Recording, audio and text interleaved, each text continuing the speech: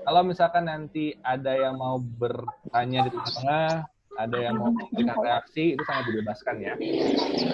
Sekarang saya akan buka untuk sesi 1. Siapakah orang pertama yang mau sharing? Ada yang datang ketawa-ketawa nih. Arinsyah udah siap. Pak Adin nih, angkat tangan paling pertama. Cepet ya Pak ya. Luar biasa. Soalnya mau duluan saya, jadi lebih baik saya awalan dulu. Oke. Teori psikologi ya, atensi itu tingginya di awal sama di akhir misalnya. Ya, jadi boleh Pak. Insyaallah kita tetap tahan terus nih atensinya ya. Boleh saya kalau Pak Adin saya kayaknya nggak perlu introduksi lagi ya, maksudnya udah terkenal banget nih sekarang. Jadi belum dikenal dunia akhirat. Wow. Jadi Pak Adin, saya mungkin sedikit introduksi ulang. Ini sebagai pengawal sesi. Jadi beliau adalah guru di SMP Islam At-Taubah di Jakarta Timur. Minggu lalu juga sharing. Saya ingat minggu lalu Pak Adin sharing tentang topiknya pengalaman berbagi ke sesama guru. Jadi beliau kemarin ada dapat mandat ditunjuk oleh pengawas untuk membagikan keterampilan dasar mengajar dari rumah. Jadi kemarin sharingnya mengenai suka duka dan temuannya sebagai orang yang sharing. Nah hari ini Pak Adin mau sharing lagi. Saya senang banget Bapak tertantang dan semangat lagi untuk sharing. Kira-kira topiknya apa? Ayo kita sama-sama lihat ya. Pak Adin tunggu Pak. Iya oke. Baik, selamat malam, selamat siang, selamat pagi semuanya. Pagi. Oke. Pokoknya selalu pagi buat kita. Nah, di sesi ini izin saya langsung ke poin bahwa ingin berbagi dua-duanya sebenarnya Mas James. Pertama pengalaman dan temuannya hal yang baru, kedua yang tentang reward immersion.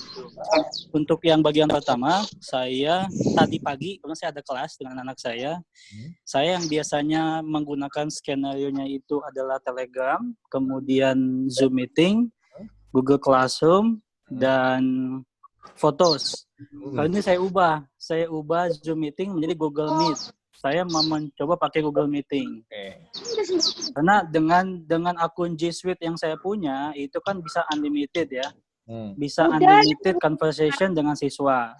Kedua juga bisa banyak 250 kapasitas ya audiensnya. Nah, saya lupa kalau saya punya tools yang sangat bagus ya, sudah punya G Suite gitu. Kenapa nggak pakai G Suite saja? Maka tadi pagi saya coba ajak anak-anak, walaupun ya Pak install lagi dong Pak, ya Pak gedein lagi dong Pak, banyak Pak masalahnya. Saya kuatkan, saya motivasi. Akhirnya alhamdulillah lancar pakai pakai Google Meet dan kita ternyata bisa bikin kode khusus ya yang bisa kita custom gitu. Jadi nggak lagi pakai kode-kode aneh karena kita sudah punya G Suite. Akhirnya lancar, berjalan dengan baik. Nah, sesi temuan lain adalah saya menjelaskan sebuah materi bentuknya fotos yang saya bagikan dalam grup Telegram. Saya kasih waktu dia 15 menit untuk membaca, kemudian kita ajak ke Google Meeting untuk diskusi. Nah, rupanya diskusi itu bagus karena saya coba selipkan kuis cepet-cepetan. Jadi saya utarakan kuisnya lewat Google Meeting. Kemudian siswa menjawabnya lewat Japri ke Telegram saya. Jadi saya bisa melihat dari jam yang masuk mana yang duluan gitu kan, dia yang menang. Jadi itu temuan dan itu bikin antusias. Yang tadinya cuma 15 siswa jadi full 28 gabung semua di situ. Jadi karena dibikin waktunya juga terbatas, dibikin juga secret message atau itu ada ada secret message ya. Jadi bisa menuju ke sana. Itu temuan saya hari ini dengan racikan Telegram group yang selalu saya pakai, kemudian saya ubah ke Google Meeting karena tadi pertimbangan saya waktunya yang tak terbatas untuk saya memberikan materi. Kemudian kuisnya itu saya berikan di Google Classroom dengan kunci. Saya buat skenario bahwa siswa hanya bisa menjawab kuis yang saya berikan jika dia ikut sesi di kelas Google Meeting. Karena ada beberapa keywords yang saya buat orang nggak akan nyambung kalau nggak ikut kelas saya. Jadi nggak ada siswa yang tahu-tahu ngirim tugas aja padahal dia nggak ikut kuliahnya gitu atau nggak ikut apanya. Nah itu yang pertama. Yang kedua terkait dengan sesi yang pembelajaran di pekan ini, saya terbayang mau bikin semacam video presentasi Apple yang semangka yang dibelah itu yang dihancurkan ya. Nah tapi saya coba mengambil skenario acara di TV itu namanya acara di TV itu yang Nat Geo. Oh, Nat Geo. Nah, maka di skenario saya yang pertama itu yang tugas realistic task itu karena tema saya tentang Google Ads, tentang descriptive text. Jadi saya minta mereka menggunakan aplikasi Expedition. Karena kan saya belum 2 arah ya, masih 1 ya. Maka supaya dia bisa berkunjung virtually ke sana, maka saya minta mereka menginstal Google Expedition, kemudian cari di Google Arts and Culture, nanti ada temukan 7 keajaiban dunia. Nah, one of them adalah Temple Borobudur Temple. Nah, jadi skenario-nya adalah kemudian saya juga bagikan video 4K tentang Temple Borobudur itu, dengan outputnya adalah siswa mengambil videonya dari sana, kemudian bisa membuat narasinya. Narasinya dia ambil datanya hasil interview dengan local guide di sana. Bisa bagian pariwisata, bisa penduduk lokal di sana. Jadi dia tidak cuma berasumsi, tapi dia pakai data. Jadi dia lakukan interview atau wawancara jarak jauh dengan lokal guide di sana atau dinas di sana pariwisata pakai Google Meeting, Google Zoom. Nah, seperti itu. Jadi seketika semua sudah dapat datanya, data videonya saya kasih di YouTube. Dia tinggal ngambil gambarnya. Nah, isinya, naratornya itu dia mesti pakai data hasil penjelasan dari si local guide-nya itu. Ketika sudah terkumpul semua data, baru dia racik ulang jadi video presentasi, mirip seperti langkah pembuatan video National Geographic. Jadi sudah ada videonya, layout sudah ada, dia tinggal nambahin narasinya aja. Kemudian di belakangnya ada cuplikan dia interview dan wawancara. Jadi itu skenario yang saya buat untuk yang satu arah nih. Karena tidak mungkin pakai aplikasi iWorks dan sebagainya. Kemudian juga virtual ke perpustakaan lain itu bisa sih, kan kalau di Google Expedition ada juga virtual reality ya. Bisa juga tuh ditampilkan. Nah, cuman ini mungkin baru semacam ide saya, nanti tinggal monggo masukan, atau mungkin Bang Ijang mau memberikan pemasukan buat saya juga boleh. Jadi silahkan, dengan skema seperti itu adalah menjadi outputnya video presentasi. Mirip dengan kisah di Nat Geo. Jadi kalau saya lihat di YouTube itu ternyata begitu loh cara buatnya gitu. Dia udah nyiapin dulu videonya, lalu tinggal ngomong aja, tinggal menjadi narator. Paling itu sesi sharing yang saya bagikan pada siang hari ini, Mas Jem. Dan kalau ada yang nambahin belum lengkap pasti karena masih di tahap awal ya, masih tahap 1 nih, belum fix, paling fix, super fix, paling fix lah ya. Aduh. Udah kayak mahasiswa nih Pak ya. Iya, betul. Okay. Ya, monggo, itu aja paling. Adin, terima kasih sekali Pak. Ini sharing saya nangkep ada banyak ilmu yang dibagikan. Jadi kayak kalau ngomongin tadi narasinya panjang, ada beberapa topik yang dibagikan itu sebetulnya bisa dibahas secara konkret mendalam. Tapi Pak Adin memilih untuk membagikan banyak kepingan kecil. 1, 2, 3, 4 yang levelnya masih mild gitu. Ada beberapa yang sudah cukup uraiannya mendalam. Salah satunya itu yang terakhir ya, yang skenario KBM. Di sini saya nangkep, saya overview dulu, baru nanti saya lihat Pak Bu Sugi udah angkat tangan, mungkin Bu Sugi mau atau mau merespons. Tadi Bapak cerita tentang optimalisasi Google Search ya. Jadi, karena semua Bapak Ibu di sini sekolahnya sudah pakai email sekolah, mungkin yang belum ini ya, yang belum SD Harapan Mulia sama atau sudah ya Pak ya emailnya? Sudah ya. Oke. Yang belum, sebenarnya SD Harapan Mulia mungkin belum semua ya. Tapi satu poin yang saya salut adalah betul sekali bahwa email itu menggunakan Google Account for Education itu manfaatnya bukan hanya siswa dapat domainnya namanya cantik nama sekolah, tapi sebetulnya banyak benefit-benefit yang bisa dirasakan. Ini adalah storage-nya tidak terbatas, kemudian bisa mengakses fitur-fitur khusus pendidikan. Nah, itu yang Pak Adin tadi cerita, monggo diekspor. Nah, lalu saya nangkep ada gamifikasi sesi pembelajaran, di mana jadinya ada siswa dibuat seperti sedang main game atau berkompetisi gitu ya, cepet-cepetan. Kemudian ada rangkaian metode yang dipakai itu yang berbeda-beda juga variasinya. Ada yang kirimnya ke Telegram, terus ada yang dibatasi waktunya, kemudian merancang tugas yang baru bisa dikerjakan kalau ikut sesi sebelumnya. Nah, itu jadi kayak seperti main game ya. Itu di KBM itu bisa meningkatkan antusiasme. Itu keren banget. Lalu merancang skenario KBM yang realistik task, betul. Tadi saya mengendus itu selain realistik task sebenarnya ada immersion in real world-nya juga, ada interaksinya karena ada Zoom dengan penduduk lokal atau conference dengan penduduk lokal. Sedikit lagi diracik di push sebetulnya itu tingkat tinggi. Karena kalau output-nya bisa dibuat diutarakan ke stakeholders, kemudian bisa dipakai untuk menggait banyak pemirsa untuk edukasi, itu sebetulnya sedikit lagi itu bisa ke tingkat tinggi.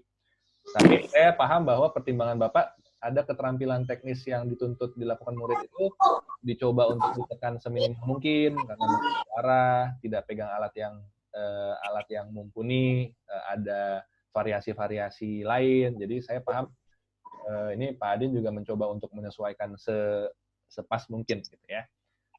Ini oke banget. Saya akan buka sesi untuk tanya jawab atau menanggapi paparan Pak Adin. Di sini Bu Sugih barangkali ya, Bu? Iya. Ya, Pak Adin ini guru bahasa Inggris ya, Pak? Iya, Bu, betul. Tapi pengetahuan tentang apanya ya?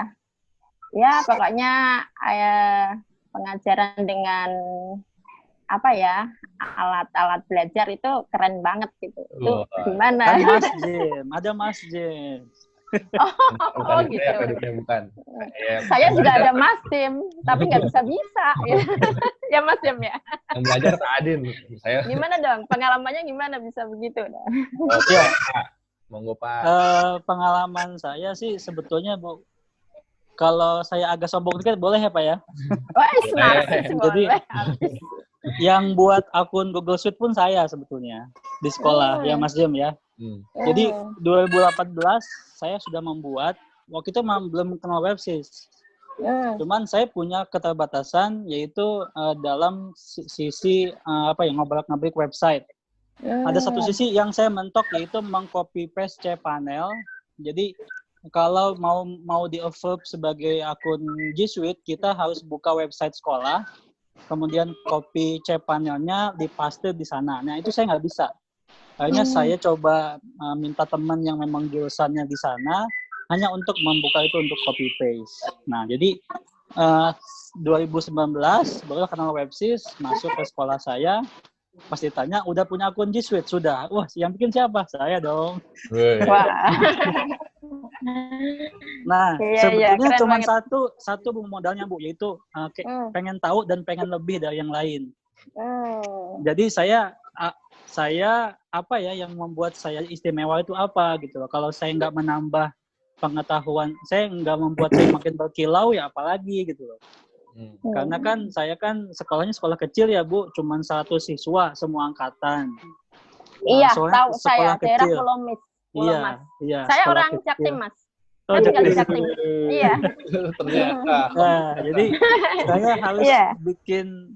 Kemudian di Pulau Gadung itu kan sekolah bagus semua, Al-Azhar 12, ada Tugasku, ada Dipo, ada macam-macam lah. Iya. Saya kalau nggak buat outstanding ya apa yang mau saya jual gitu. Jadi saya berpikir saya mesti tadi balik ke moto saya, going the extra mile.